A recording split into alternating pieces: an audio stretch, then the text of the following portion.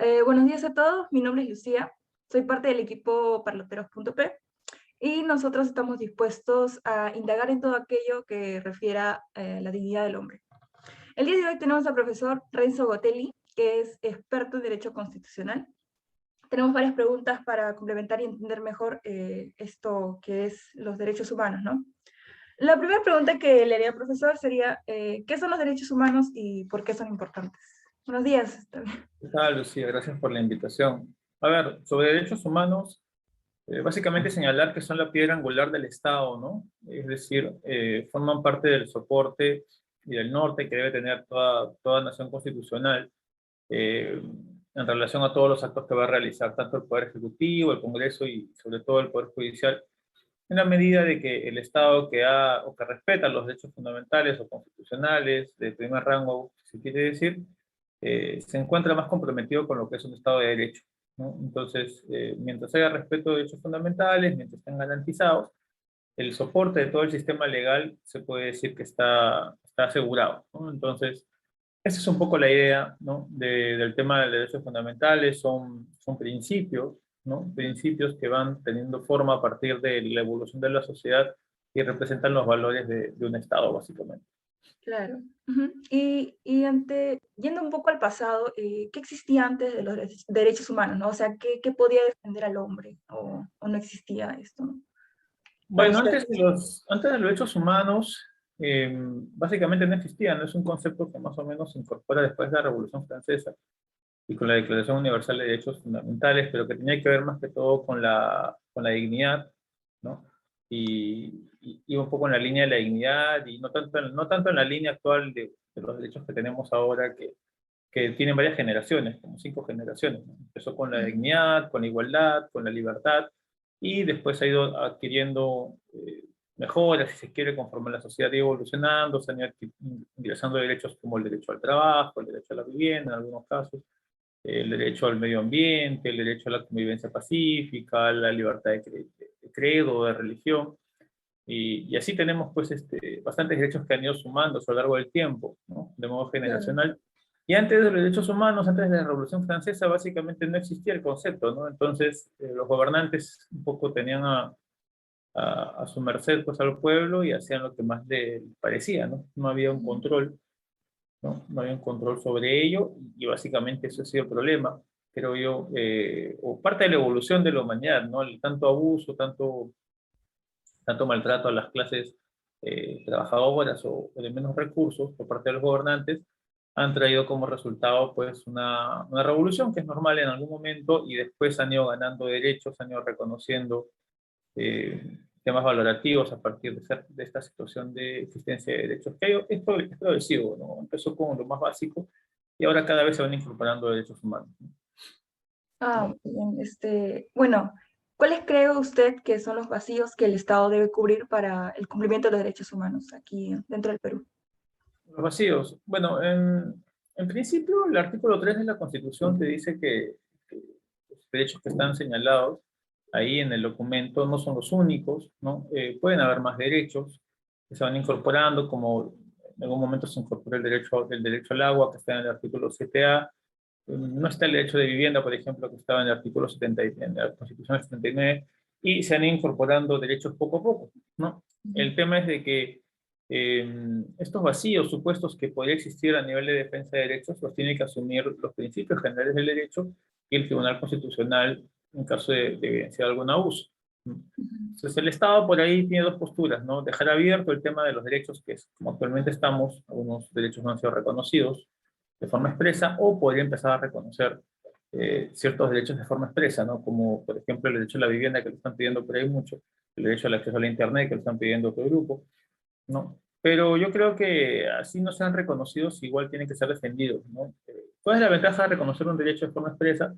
Muchos señalan que la ventaja es de que cuando ya es claro el derecho, el Estado se siente más libre o menos restringido para poder aplicar políticas de inversión, digamos, o de Claro. generación de desarrollo para la defensa de esos derechos. Cuando los derechos no están de forma clara, entonces es como que no se siente a lo mejor del todo presionado. Necesitaría un pronunciamiento del Tribunal Constitucional para tomar medidas, por ejemplo. ¿no? Claro, profesor. Bueno, es posible hacer efectivo, como usted dice, ¿no? Que el Tribunal Constitucional está encargado de esto, ¿no? Pero es posible hacer efectivo los derechos humanos cuando los recursos son limitados, o sea, son escasos, ¿no? Así es. Pero no sé si va tanto por el tema de los recursos, ¿no? Creo que lo más básico es que las fuerzas del orden y quienes tengan relación Estados-ciudadanos estén capacitados para conocer cuáles son los derechos de las personas y sobre todo el nivel de educación de las personas sepan cuáles son los derechos por los cuales pueden reclamar, ¿no? Que no te pueden tener detenido por más de 24 horas sin una orden judicial, que no te pueden discriminar en algún sitio, que nadie pues, puede prohibirte, si tienes una costumbre religiosa, nadie puede prohibirte de que te vistas de determinada forma, o nadie puede prohibirte la circulación en otros sitios. Entonces, es un tema de concientización a nivel de autoridades, a nivel educativo y sobre todo a nivel de la sociedad en general, porque hay mucha, contrariamente a lo que uno puede pensar, incluso las personas más preparadas, ¿no? Supuestamente, ¿no? En este país, eh, realizan bastantes actos que a veces van en contra de los derechos fundamentales, sobre todo el tema de la discriminación, ¿no?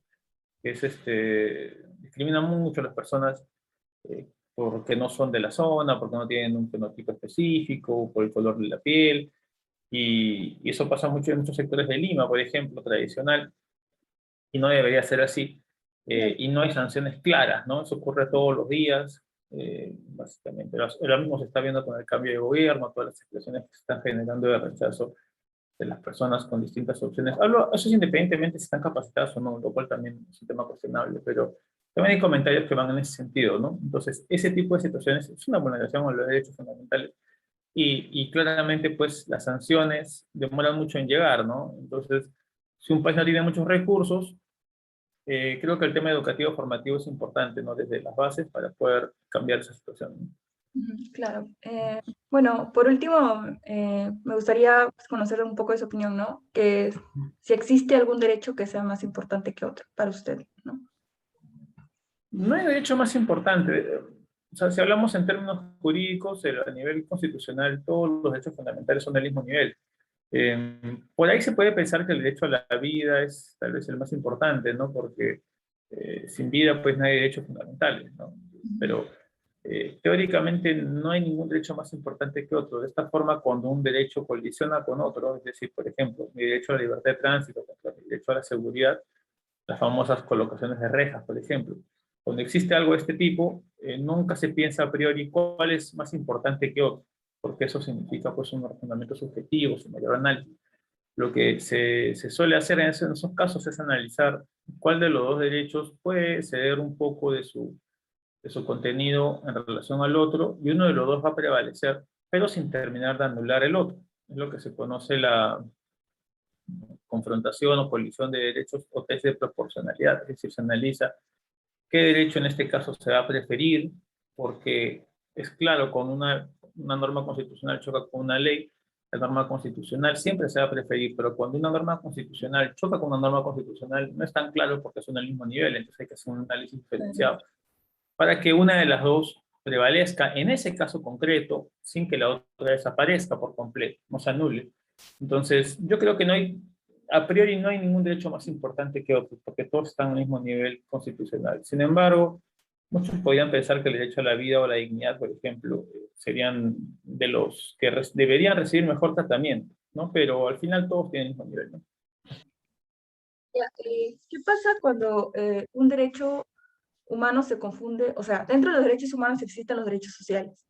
Entre estos derechos sociales está el derecho a la educación. Pero muchos expertos en diversos países, ¿no? Dicen que el derecho a la educación en verdad no debería ser un derecho, porque no deberían pagarte a ti, a alguien, o sea, de los impuestos de otro, financiar la educación de otra persona. O sea, no sería un derecho social. Qué opina usted al respecto, ¿no? Si de verdad el derecho a la educación debería considerarse como derecho, ya que están involucrados el pago de impuestos de otra persona, y como vemos algunas brechas que existen en la educación estatal, porque a los profesores no se les paga a tiempo, a los de servicio de mantenimiento, etcétera, ¿no? Entonces, el derecho a la educación debería ser un derecho, en verdad. Lo que pasa es que cuando tú dices que, por ejemplo, un servicio, que en este caso es la educación, la salud o la seguridad, lo colocas como un derecho y involucras a que el Estado tenga que invertir en infraestructura para que ese derecho sea garantizado. Si tú no lo reconoces como tal, entonces no habría colegios estatales. ¿Ok? Y si no hay colegios estatales de acceso gratuito, entonces sería aún más restringida la educación de las personas, porque el Estado, al no reconocer la educación como un derecho, no colocaría ningún colegio estatal. Y eso es algo que no puedes hacer, porque si tú no le das herramientas para estudiar a la gente lo más mínimo, este país sería, pues imagínate, así nomás estando con supuestamente el acceso universal a la educación, tenemos estos problemas. Ya retirando ese derecho sería aún mucho peor. Y en general los impuestos no solamente van para cubrir derechos de otros, ¿no? Va para que el Estado decida cómo va a administrar esos recursos, que es parte del contrato social que tenemos con el Estado. Entonces, el Estado tiene que definir las prioridades a partir de su conocimiento de la realidad. Y si dentro de esas prioridades está pues la educación, que yo creo que sí tiene que estar, no se trata que la educación compita con los privados, o que los privados sean mejor que la educación pública. Acá lo que se trata es que se haga una educación pública, creo, de calidad. Y eso estamos aún lejos de tenerlo, ¿no? Yo creo que la educación como la salud tienen que ser, son servicios convertidos en derechos que realmente tienen que tener toda la atención del Estado, porque no se trata de, por ejemplo, el trabajo, ¿no? Que es algo más difícil, ¿no? Derecho al trabajo. Entonces, no es que porque yo tengo derecho al trabajo, automáticamente me tiene el Estado que haga un trabajo. Lo que tiene que hacer el Estado es darme los mecanismos para que exista la posibilidad de que yo pueda conseguir un trabajo, ¿no? Es decir, ¿cómo logras eso, no? Que el Estado mantenga una vigilancia económica y una gestión de primer orden para que las condiciones económicas, oferta y demanda, me permitan a mí poder conseguir un trabajo. A eso se refiere el derecho al trabajo. No se refiere a que el Estado me tenga que dar un trabajo. Es como decir, el derecho a vivienda no es que el Estado me tenga que dar una casa. Se supone que el Estado tiene que generar los mecanismos para que las personas tengan eventualmente acceso a un crédito más barato, o sean las condiciones para que pueda eventualmente construir complejos habitacionales que le dé a ciertas personas, obviamente bajo ciertos requisitos, acceso a créditos más baratos y no depender de un banco privado para comprar y por hipoteca. En la educación es lo mismo, ¿no? El Estado tiene que dar las condiciones para que las personas puedan tener una educación de calidad, ¿no? Pero estamos lejos todavía de esa meta porque la educación pública, al menos en varios sitios de provincia, sobre todo las más alejadas, incluso de Lima, deja mucho que desear porque la plana docente pues no es de la mejor, la infraestructura todavía está en progreso y hay muchas carencias en el tema educativo, ¿no? Pero si tú ves los países del primer mundo, que tienen una economía, se dice socialista, social mercado, ¿no?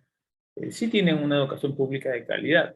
Entonces, sus prioridades van por ese lado, no va por la educación pública de calidad, por la salud de calidad, y el Estado es un Estado que no interviene mucho en la economía, salvo cuando hay distorsiones que hay que corregir, como monopolio o abuso. Entonces, ese es el modelo que creo que deberíamos seguir, ¿no? Y el Perú tiene un sistema educativo bastante pobre, ¿no?